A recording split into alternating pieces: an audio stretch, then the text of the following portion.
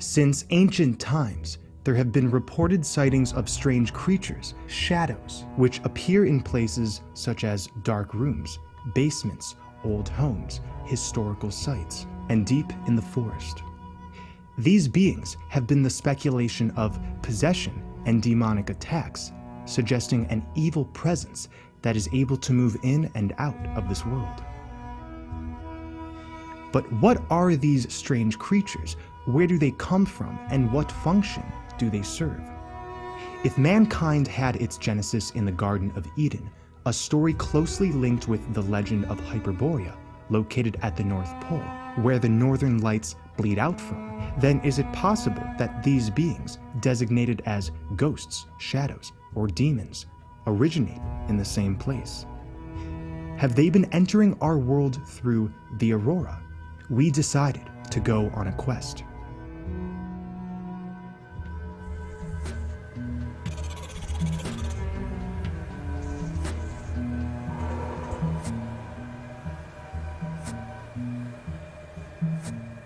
The auroras are a beautiful spectacle to be observed.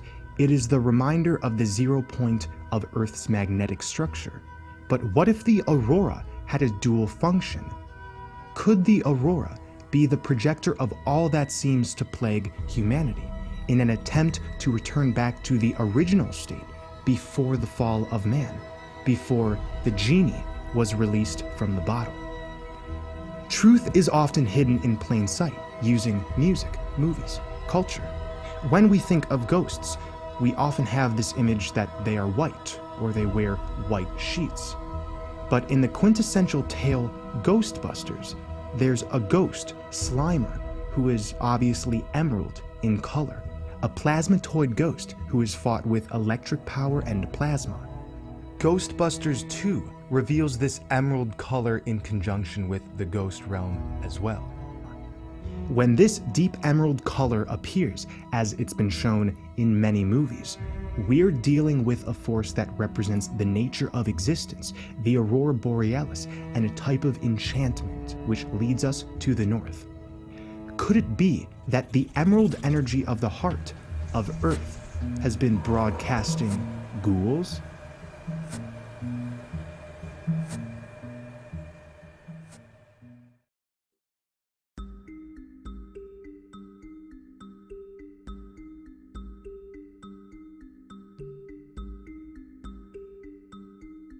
Shadow creatures or shadow people are also known as shadow ghosts, shadow figures, or shadow man. They are supernatural entities, mostly with humanoid form, which, according to reports, are seen mostly by peripheral vision during the hypogenetic state, which is the state between being awake and sleeping. Although there are also reports of people who have seen them directly and even attacked by these strange and mysterious creatures. They are considered in the paranormal culture as specific types of malicious and stealthy spirits.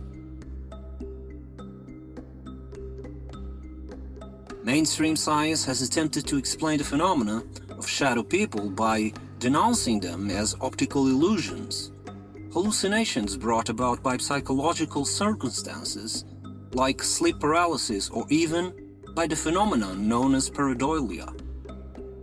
However, there are plenty of scientists, scholars, and spiritualists who believe these strange beings belong to a parallel dimension to that existing inner realm, and that they are ancient, able to penetrate our world by traveling through time-space folds. Accounts of these beings are not only in present times. In fact, the first cases reported in the manuscripts were found in abbeys of the 4th century. Japanese scholars label these beings the Yurei. The Middle Ages called them succubi, or the succubus, and the rabbit tales speak of the Karina. Many people today are engaged in the investigation of the paranormal, and many of them claim after their conclusions about shadow people that they have a common behavior. They move quickly around the observer or remain static at their side, most often causing a feeling of fear and paralysis. Among the various types of shadow creatures already reported are those known as the hooded figure and the hat man.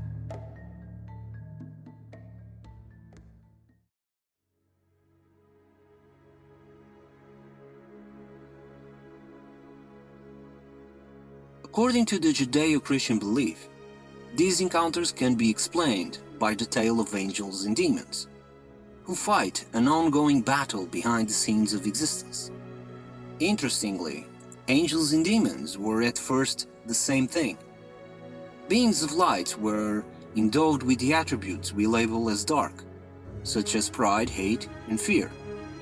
The tale suggests when humans came into existence, certain angels considered it a threat to their superiority, and a rebellion occurred.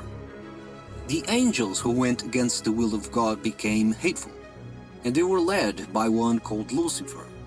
This is where the idea of fallen angels come from. In psychology, one of the most well-known concepts is that of projection.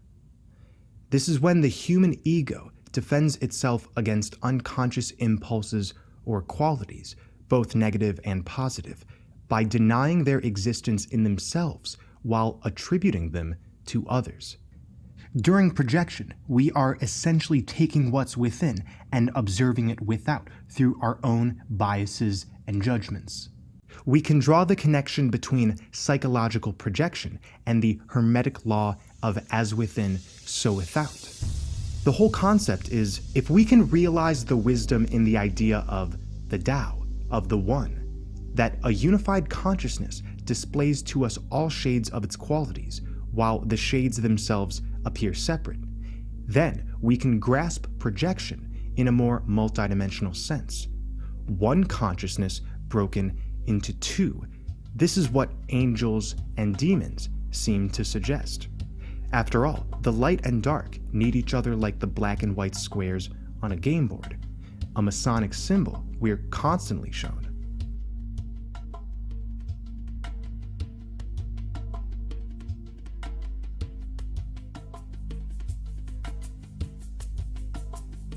We are reminded of the Carl Jung quote, "How can I be substantial if I do not cast a shadow? I must have a dark side also if I am to be whole." Could it be that the biblical rebellion against God is a metaphor, revealing that a consciousness itself, the same consciousness which inhabits human bodies during this experience, fell into a war within its own mind? If you are a fractal of the universe, a microcosm of the macrocosm, then the war within can be seen as the war without, and vice versa. So if a human mind can project evil onto others, as explained in psychology, then it makes sense that a universal mind could project so-called evil into itself. After defeat, the fallen angels were punished to live in a dimension of darkness, known to us as Hell or Hades. Demonology and the Ars Goetia of Solomon explain a set of demons that are said to rule the hellish realm, able to bleed into the earth. It describes how these beings can turn into shadows to camouflage themselves from the human eye. This is similar to the theme of archons in the Gnostic traditions, where a group of spiritual parasites are said to move in and out of the world to do the demiurge's bidding.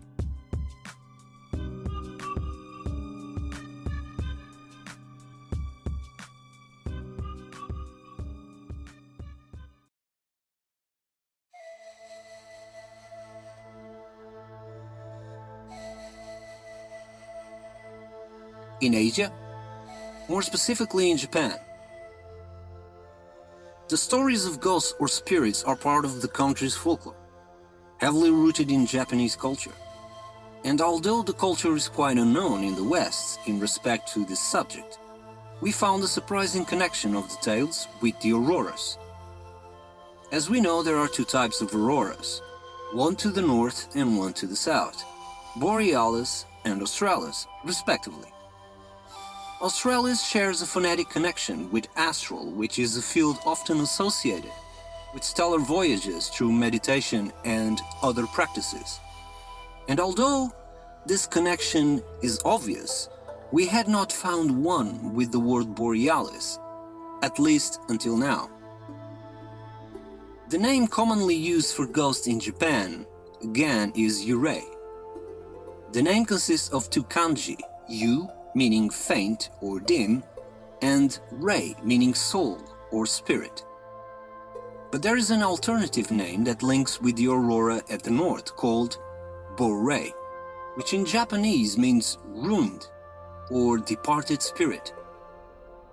Ouray is also found in the Italian dictionary, which the plural form becomes the word borea. That means a cold or northerly wind. According to Japanese folklore, the Yurei or Bore are traditionally female. They wear white fluttering clothes, kimonos, robes, or long cloaks. Sometimes the face remains transfigured in an expression of pain, fear, or despair, from which the Yurei cannot dissociate itself. The face is like a wax mask, transfixed into a stony expression of horror, and when seen for the first time, causes shock and revulsion. They are able to walk on the ceiling or walls. They can move very quickly, turning into a blur as they cross distances in the blink of an eye. According to the folklore, the Yurei comes from a violent death charged with powerful emotions, especially murders and suicides. If a soul becomes obsessed with hatred, suffering, or jealousy, it's said that it can cross back the portal that divides the material world from the spiritual, becoming a Yurei. It is interesting to note that in these descriptions, the female figure is always demonized. In the same way, we find a parallel with the story of the Garden of Eden, where, according to legend, the woman Eve is responsible for luring Adam to eat the forbidden fruit, resulting in their expulsion from paradise.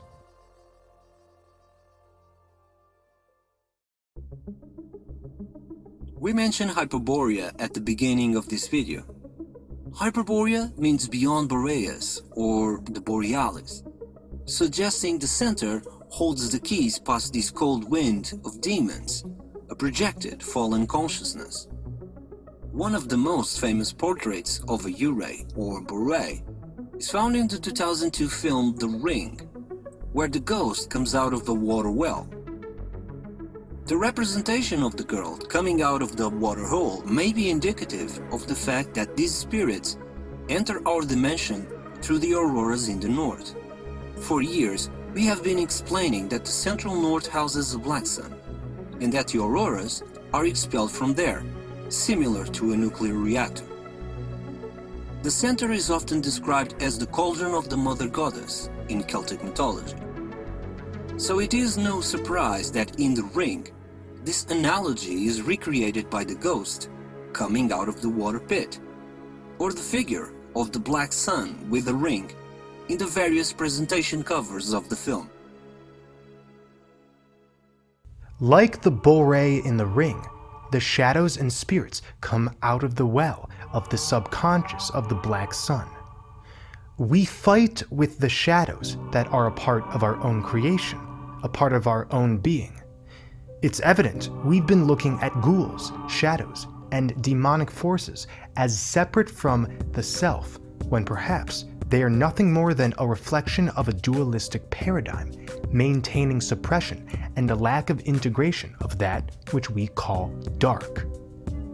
The name of the Ring's ghost is Samara, a name strikingly similar to samsara, referring to the cycle of rebirth and death, reincarnation.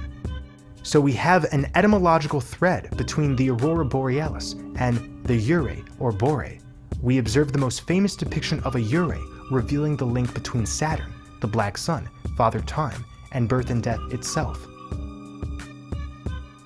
It is perhaps this process of reincarnation which has created shadows in a subconscious mechanism of projection. Maybe the cycle of samsara ends when the shadows are dealt with, like Samara coming out of the well to be seen. It seems so, the feminine spirit which terrorizes through her own misery, as a form of reclamation. This is a trope in mythology when it comes to characters like Sophia, Inanna, and Lilith. Who is Lilith? How is she connected with angels, demons, shadows, and the fall of man? Stay tuned for part 2 of Ghosts in Hyperborea.